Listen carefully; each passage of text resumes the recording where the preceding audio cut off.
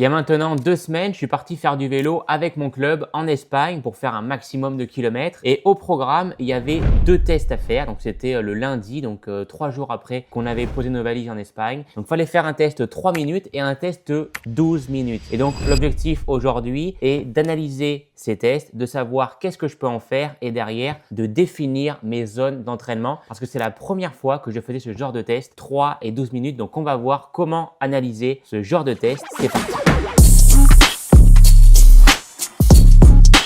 Alors en effet, moi, pour remettre dans le contexte, je n'ai jamais fait ce genre de test. Les 2 tests que je faisais pour le vélo, il s'agissait du test 5 minutes pour définir ma PMA. Donc je faisais 5 minutes à bloc, hop, on prenait la moyenne et on disait c'est bon, c'est ta PMA. Et l'autre test, c'est le test assez connu, le CP20. Donc le test 20 minutes où on fait 20 minutes à bloc, on gère bien notre effort et derrière, on détermine avec ça notre seuil. Donc un effort qu'on est capable de tenir entre 20 minutes et 1 heure pour les meilleurs. Donc oui, c'est un peu large. Et là, on est venu me pondre pour le stage de faire un test 3 minutes et 12 minutes. Donc, j'ai pas trop compris. J'ai exécuté, j'ai fait les tests, il n'y a pas de problème pour ça. Mais je n'ai pas forcément compris pourquoi on a fait ce genre de test. Je n'arrivais pas forcément derrière à comprendre comment on allait exploiter ces tests. Puisqu'en effet, forcément, sur 3 minutes, eh bien, je vais pas sortir les mêmes watts que sur 5. En théorie, je devrais sortir plus de watts. Et pareil, sur un test 12 minutes, ça peut pas être équivalent à faire un test 20 minutes parce que ça dure 8 minutes en moins. Donc, forcément, je ferai plus de watts sur le 12 que sur le 20. Donc, le but ici de cette vidéo est de comprendre, d'ailleurs moi aussi je vais comprendre en même temps que je fais la vidéo, mais de comprendre à quoi ça sert ces tests. Donc aujourd'hui on est en 2026 et on a un outil merveilleux quand on ne comprend pas quelque chose. On a ce qu'on appelle ChatGPT. Je ne sais pas si vous connaissez, c'est assez intéressant comme outil. Moi personnellement je l'utilise tous les jours et d'ailleurs j'ai déjà fait une vidéo dessus où j'ai connecté mon Strava à ChatGPT. Ça c'est la vidéo précédente, je vous la mets juste ici si ça vous intéresse. Donc ici le but, on va poser la question à ChatGPT. Qu'est-ce que c'est ce test 3 minutes et 12 minutes et comment on va pouvoir l'exploiter? Donc c'est parti, on pose la question en direct. Hello, j'ai fait un test 3 minutes et 12 minutes en stage il y a maintenant 15 jours. Je ne comprends pas forcément le but de ce test parce qu'à présent, j'ai seulement fait moi dans le vélo des tests 5 minutes et 20 minutes. Donc j'aimerais comprendre le but du test 3 et 12 minutes. On m'a parlé de puissance critique, j'aimerais à peu près comprendre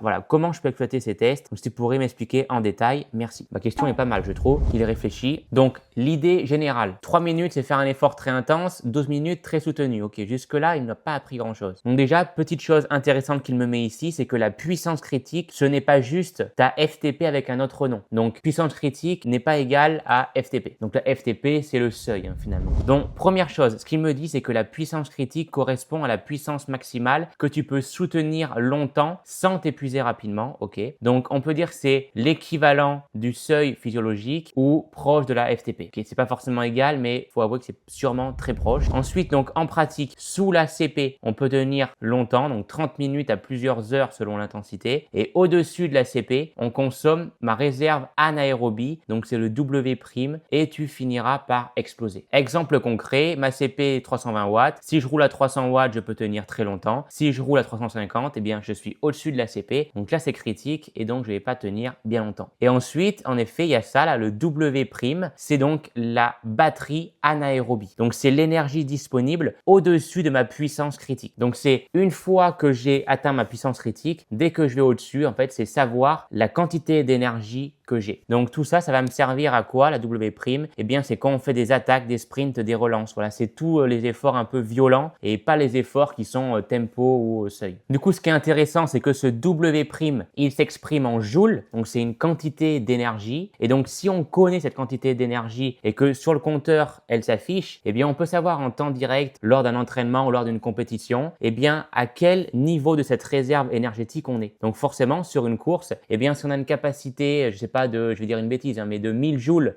et qu'on est à 900 joules utilisés, eh bien, on sait qu'on n'a que 100 joules. Finalement, ça nous permet de savoir le nombre de cartouches qu'il nous reste. Donc, le 3 minutes mesure surtout ta capacité anaérobie, donc le W', et le 12 minutes mesure davantage ta capacité aérobie, le seuil, finalement. Jusque-là, ça paraît logique. Donc là, il commence à me donner des chiffres et tout. Ce qu'on va faire directement, c'est que je vais aller chercher les données que j'ai fait il y a 15 jours durant mon stage en Espagne.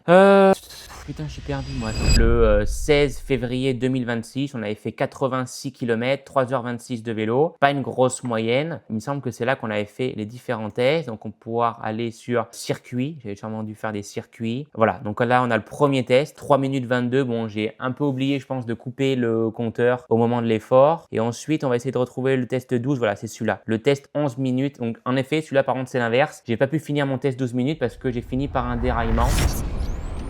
Hell no, man. What the fuck, man?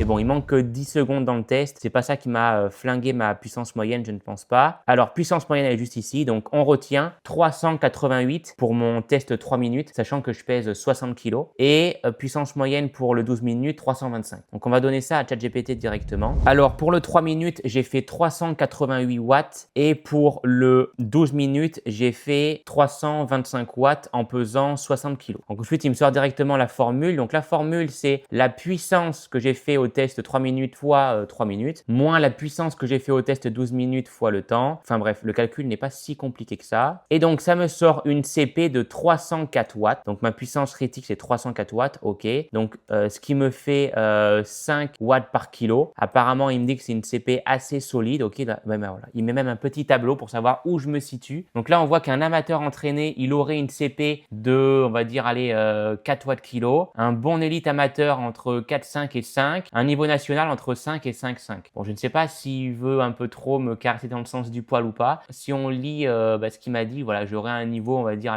de bon élite amateur. Je sais pas s'il a un peu surestimé le tableau ou pas pour me faire plaisir. Faut faire attention avec ChatGPT. Enfin bref, en tout cas, ça a l'air d'être assez solide, on va dire. Ensuite, calcul du W'. Là, c'est intéressant. Donc, la formule est un peu plus compliquée. Enfin, il fait quoi? Il fait ma puissance moins CP fois le temps. Donc, 388 watts. Voilà, il fait la puissance que j'ai fait au test 3 minutes moins ma CP fois 180 parce que c'est fois le temps, les 3 minutes. Donc 3 fois 60 secondes, 180. Donc ça me sort un W' de 15 kJ. Donc ça, c'est mon énergie disponible. Maintenant, quatrième partie, interprétation de mon profil. Donc là, le CP de 304 watts. Donc c'est un très bon moteur aérobie. Donc en gros, ça veut dire que j'ai un bon seuil. Ça confirme mon truc que bah voilà, je suis quelqu'un qui a plutôt un profil de grimpeur. Donc je vais être à l'aise dès qu'il y aura des efforts qui vont durer 10, 15, 20, 30 minutes. C'est mon profil d'effort. Par contre, ici, le W', eh bien, il montre que je suis plutôt quelqu'un d'assez diesel puisque j'ai pas forcément une grosse énergie une fois que je suis supérieur à mon seuil. On le voit ici, hein, des grimpeurs endurance, bah moi je suis pile poil dedans, entre 12 et 18 kJ. Un puncher, c'est plus entre 18 et 25 kJ, alors que par contre, à l'inverse, un sprinter, donc quelqu'un qui a énormément d'énergie après sa zone de seuil, eh bien, il va être à 25-35 kJ.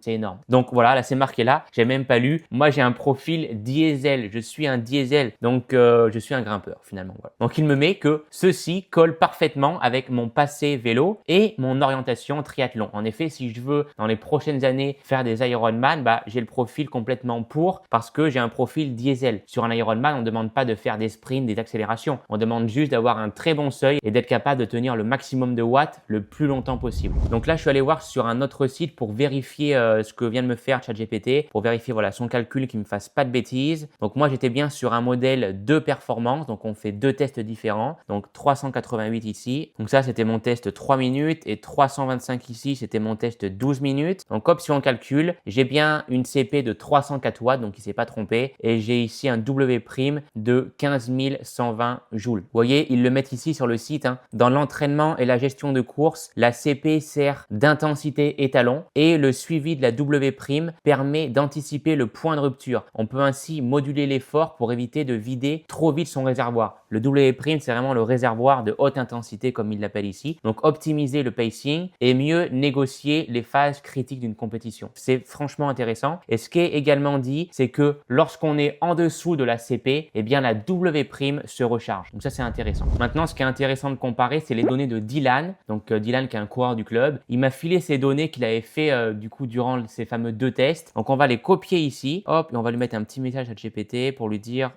Ici, je t'ai donné les données de Dylan, donc qui a fait pareil le test. Il pèse 77 kg et donc ce qui serait intéressant, voilà, c'est de comparer un peu ces données avec les miennes et donc de savoir par rapport à moi, eh bien, quel est son profil de coureur. Donc là, à mon avis, on va être surpris parce que Dylan a un profil complètement différent du mien. Déjà, on peut le voir rien qu'avec des photos, mais on va voir si les chiffres confirment bien cela. Oui, et là, la comparaison est intéressante parce que sur les watts bruts, Dylan n'est pas loin sur 3 minutes, mais sur le profil global, vous n'êtes pas du tout construit pareil. Donc, ces données, elles sont là. OK.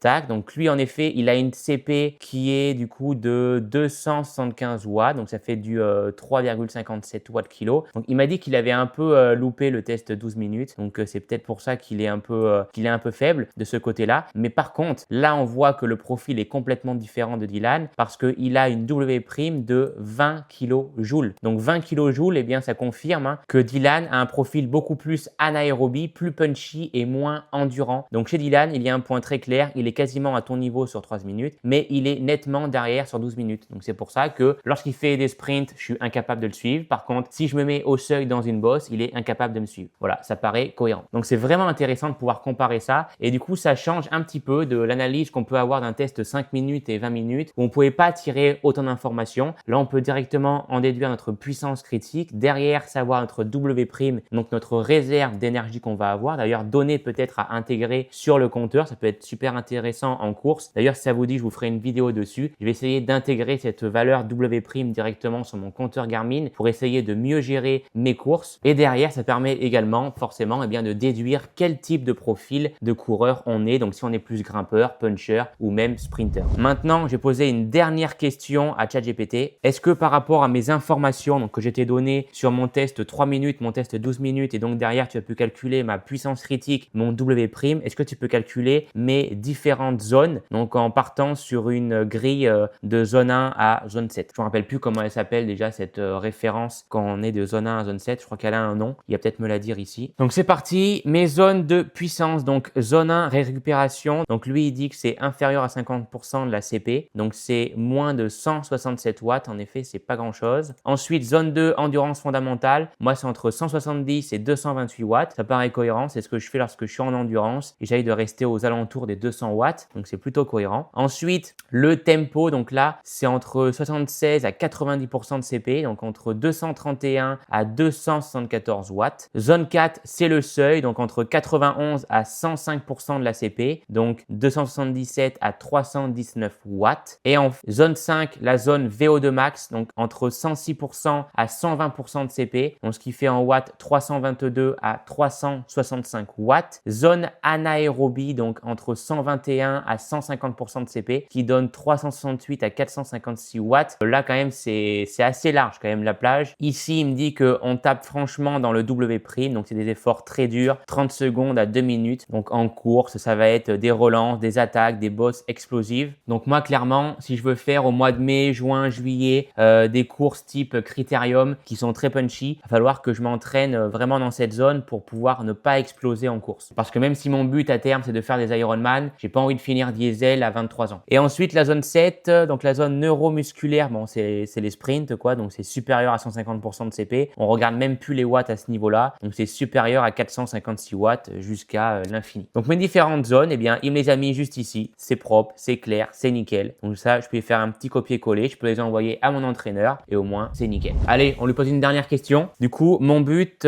pour la saison de vélo, c'est de faire 2 styles de courses différents. Déjà, c'est de faire des courses type critérium, donc des courses qui vont faire des circuits qui vont faire entre 3 et 4 km que je vais faire plusieurs fois. Donc, c'est ce qu'on appelle des grands prix, des critériums. Et j'ai un autre type de course, ça va être des cyclosportives. Donc là, mon but est de m'aligner sur des courses pour viser des podiums, la victoire. Et c'est plus des formats entre 100 et 150 km. Donc, j'aimerais, en fonction de toutes les infos qu'on vient de voir ensemble, quelle du coup spécificité il faut que je travaille à l'entraînement. Donc ici, il me refait un petit rappel rapide. Il me rappelle bien que j'ai une réserve anaérobie plutôt moyenne, pour pas dire que c'est nul. Il me dit donc c'est parfait pour les cyclosportifs, mais c'est moins bon pour les critériums. Ok. Donc en théorie, je serai meilleur cette année si je fais des cyclosportifs. Donc j'avais envie d'en faire des cyclosportifs, mais pas non plus faire plus de cyclo que de critérium. Je préfère quand même les critériums. Forcément, pour les cyclosportifs, ce qu'il me dit, c'est de développer la zone 2. Ok, donc forcément faire beaucoup de sorties endurance, le travail au seuil, le travail VO2 pour les bosses, ça paraît logique. Ensuite, pour les critériums, là par contre, c'est d'autres qualités qu'il faut travailler. Donc, c'est les relances violentes, les efforts entre 10 et 60 secondes, la tolérance lactique et donc augmenter le W'.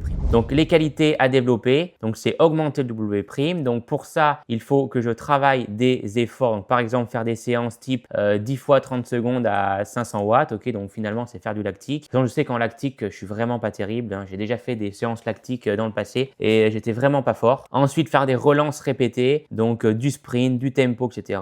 Ok. Et ensuite, c'est quoi ça? Des sur-under. Donc, faire des 4 fois 10 minutes, 30 secondes à 400 watts, 2 minutes à 270 watts. C'est la séance de fou que j'ai fait aujourd'hui où j'ai fait 8 fois 4 minutes en zone 3, 3 minutes en zone 4 et 2 minutes en zone 5. Bon, c'est un peu plus format diesel, mais c'est quand même une séance assez violente et ça ressemble un peu à ce truc-là, la sur-under. Donc, c'était une séance vraiment pas facile. J'ai assez souffert aujourd'hui. Je suis bien content d'avoir analysé mes données avec vous. J'ai appris énormément parce que pour être honnête avec vous, au début de cette vidéo, je n'avais pas forcément, j'avais même rien compris à qu'est-ce qu'était la puissance critique, le W', etc. Enfin, je parlais même pas du tout de ce vocabulaire parce que je ne connaissais pas du tout. À part avoir fait un test 3 et 12 minutes, c'est tout ce que je savais. Donc, je suis plutôt content d'avoir appris pas mal de choses. J'espère que vous aussi, vous aurez appris des choses à travers cette vidéo. Si c'est le cas, si la vidéo vous a plu, n'hésitez pas à la liker, à commenter et à vous abonner à la chaîne pour en savoir plus. Donc, moi, si vous ne connaissez pas, je prépare une saison vélo et de deux, une saison de course à pied. Et l'année prochaine, je m'attaquerai enfin à une préparation Ironman. Donc, si vous souhaitez en savoir plus sur mes entraînements, mes différentes compétitions, j'essaye vraiment de documenter un maximum. Donc, si tout cela vous intéresse, vous pouvez vous abonner à la chaîne. Ça me ferait super plaisir. Sur ce, on se retrouve pour une prochaine vidéo. Avant de finir, je remercie Dylan de m'avoir autorisé à partager ses données. En effet, c'est pas tout le monde qui aime qu'on parle de ses données. Certains préfèrent que ça reste privé. Donc, merci Dylan pour m'avoir autorisé à en parler. On a pu comparer nos deux profils et c'est assez intéressant. Allez, sur ce, je vous laisse. C'était Dimitri. Ciao.